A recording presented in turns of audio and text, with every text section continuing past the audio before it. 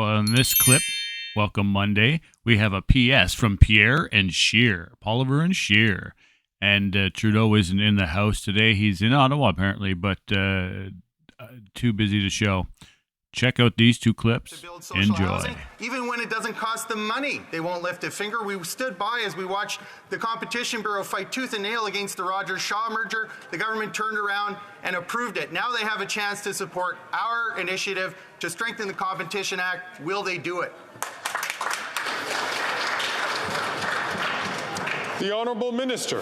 Mr. Speaker, I'd like to thank the member for his question. In fact, Mr. Speaker, him and member of this House will have an opportunity to do something for Canadians. I've asked the Leader of the Opposition to do one thing for Canadians, not something he does very often, but one thing, was to vote for C-56, Mr. Speaker, because in C-56, Canadians will be happy to learn that at home, but we're going to reform competition, Mr. Speaker. We're going to give more power to the Competition Commissioner. We're going to remove these mergers that are harmful to competition, and we're going to remove these clauses that are hurting competition. We want more competition, lower prices in this country, Mr. Speaker. The Honourable Leader of the Opposition.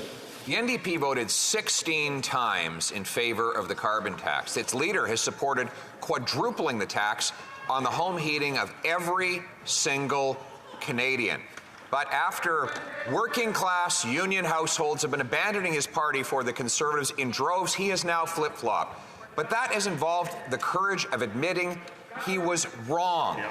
Will the Prime Minister show the same courage and admit he, just like the NDP leader, is dead wrong and vote for our common-sense motion to keep the heat on and take the tax off?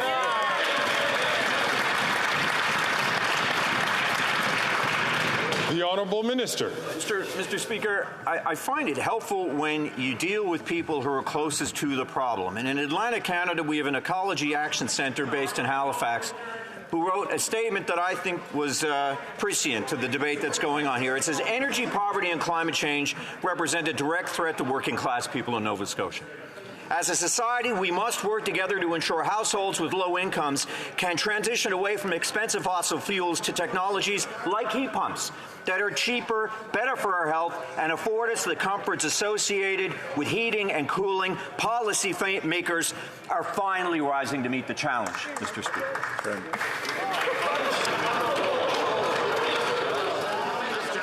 The Prime Minister is just not worth the cost. Now he wants to quadruple the tax on home heating, gas, and groceries. But he decided to pause the pain for just 3% of families in areas where he's plummeting in the polls and his MPs are revolting. The Liberal Rural Affairs Minister said that if people on the prairies wanted a break from the carbon tax exemption, they should have elected more Liberal MPs. Well, the people in Sudbury did elect a Liberal. I visited there last week, and people there want to know why their MP has been unable to get them a pause on the pain. So simple question for the Prime Minister. Will he allow a free vote for the member for Sudbury on our motion to take the tax off and keep the heat on?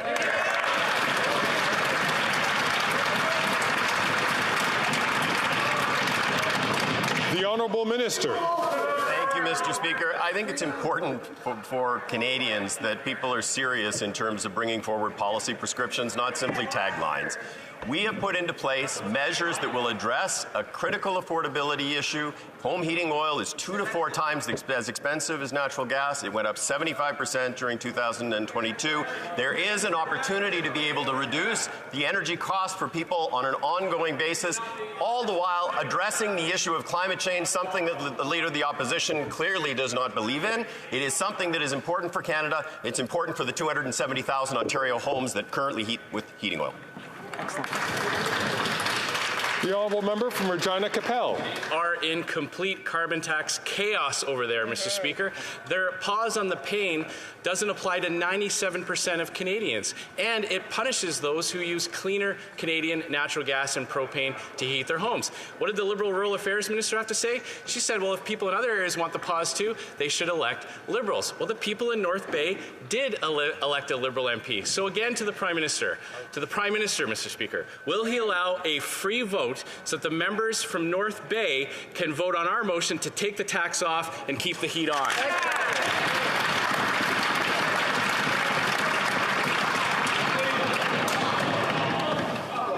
The honourable member is a veteran member of this House, and he knows that all questions, I will remind all members that all questions are directed through the chair. The Honourable Parliamentary Secretary. Thank you very much, Mr. Speaker. And as I said last week, it would be great if in this House we could have debates about how we fight climate change, not whether we fight climate change, because in 2023 it's really not an option. It's an existential threat, and we're living in a climate emergency. And Canadians know how important it is to fight climate change, and they know that on this point the Conservatives have absolutely no plan. When you don't have a plan for the environment, you don't have a plan for the economy, Mr. Speaker, those Conservatives continue to be risky and irresponsible, and they're certainly not worth that risk. Yeah.